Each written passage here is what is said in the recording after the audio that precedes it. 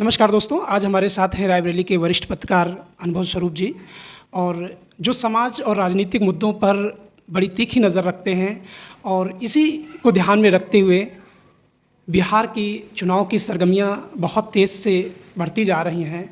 तो प्रशांत किशोर का क्या रोल है? आखिर प्रशांत किशोर को क्यों लाया गया है? क्योंकि जब एक तरफ बीजेपी और दूसरी तरफ आरजेडी, दो ध्रुवों में पूरा समाज बटा हुआ है, तो आखिर प्रशांत किशोर की भूमिका क्या है, हम समझेंगे सर से, अनुभव सर से। जी सर। हाँ जितेंद्र जी, धन्यवाद। देखिए, जो बिहार का चुनाव है, मैंने उस पर एक वीडियो भी बनाया था और जहाँ तक मैं समझ पा रहा हूँ कि बिहार का चुनाव एनडीए वर्सेस महागठबंधन है। और जब चुनाव दो ही धड़ों के बीच में है, एनडीए एक तरफ है, दूसरी तरफ महागठबंधन है। जी। अब यहाँ पर एक तीसरा धड़ा उभरने की या आगे आने की कोशिश कर रहा है, वो है जनसुराज पार्टी और उसके नेता प्रशांत किशोर जी। प्रशांत किशोर जी का क्या है कि वो आज से कुछ सालों पहले एक पॉलिटिकल स्ट्रेटजिस्ट के रूप में, राजनीतिक रणनीतिकार के रूप में काम करते रहे और कई सारे राजनीतिक दलों के लिए उन्होंने काम किया और अच्छा रिजल्ट भी रहा है।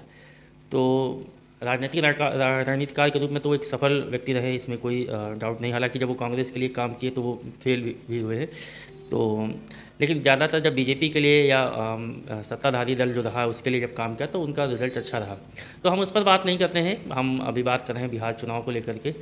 तो अगर आपको याद हो तो प्रशांत किशोर जी ने जेडीयू के लिए भी काम किया था और जेडीयू की सरकार में जेडीयू के वो राष्ट्रीय उपाध्यक्ष भी रहे हैं।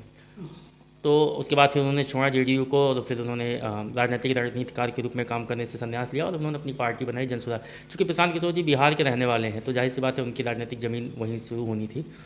तो अब वो जो जनसुराज पार्टी है जिसको लेकर के वो आगे बढ़ रहे हैं और पिछले 2-3 सालों से जिस तरह से वो बिहार में एक्टिव है, उनकी पार्टी एक्टिव है।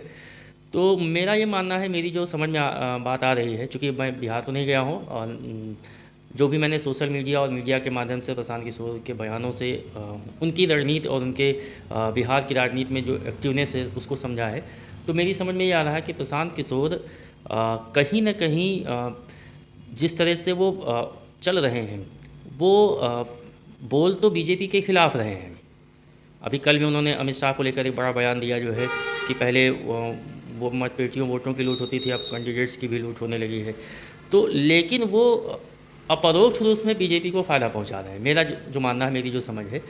अब इस बात को थोड़ा सा समझना मुश्किल है कि आप हमला बीजेपी पर कर रहे हो, बट वोट जो है वो आप कहीं ना कहीं आरजेडी और कांग्रेस के जो वोट हैं उसमें सेंधमारी करने की कोशिश कर रहे हैं।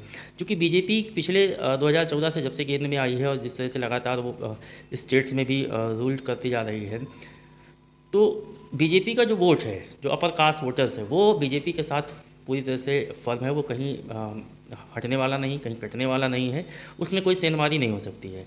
तो प्रशांत किशोर की कोशिश ये है, मुझे जो लगता है कि कहीं ना कहीं प्रशांत किशोर और उनकी जनसुराज पार्टी बीजेपी की बी टीम के रूप में काम कर रही है कि वो बीजेपी पे हमला करके इतना बड़ा उनका कद हो जाए कि बीजेपी का वोट तो नहीं वो काट पाएंगे, लेकिन जो बीजेपी के अपोजिशन में आरजेडी है, कांग्रेस है, उनके वोट को वो कुछ ले ले, जिससे कि आरजेडी और कांग्रेस कमज़ोर हो और उसका फ़ायदा बीजेपी को मिले। तो मेरी यही समझ में आ रहा है कि प्रशांत किशोर की जो भूमिका है अब जो बिहार के इस चुनाव में, वो बीजेपी के लिए काम करते हुए। अब आप देखिए, उन्होंने कहा क्या था कि वो तेजस्वी यादव के खिलाफ चुनाव लड़ेंगे। ठीक है, अगर आप बीजेपी के खिलाफ वाकई में हो तो आप बीजेपी के किसी बड़े नेता के खिलाफ चुनाव लड़ने की बात कहते। आप तेजस्वी यादव के खिलाफ, तो आप तेजस्वी यादव के खिलाफ चुनाव लड़ने की आपने बात कही, फिर आप पलट गए, फिर आपने कहा चुनाव ही नहीं लड़ेंगे। तो अब वो पूरी तरह से पॉलिटिकल हैं, चूँकि पहले एक रणनीतिकार के रूप में काम कर रहे थे। तो देखिए, होता क्या है कि कोच एक अच्छा प्लेयर हो ये ज़रूरी नहीं है और एक अच्छा प्लेयर कोच हो जाए ये भी ज़रूरी नहीं। हमें मानते हैं कि वो एक सफल रणनीतिकार रहे हैं, लेकिन वो एक अच्छे नेता बन जाएंगे, एक सफल राजनीतिक दल को स्थापित कर ले जाएंगे, इस पर मुझे बहुत भरोसा नहीं है। और ख़ास करके जब आप उस वोट बैंक के को में सेंधमारी करने की कोशिश कर रहे हो जो पिछले 10 सालों से 15 सालों से लगभग पूरे देश में सफर है, कहीं ना कहीं उसको लगता है कि बीजेपी की सरकार में उसका नुकसान हुआ है और चूँकि आरजेडी हो या कांग्रेस हो इस समय उसी वोट बैंक की राजनीति कर रहा है।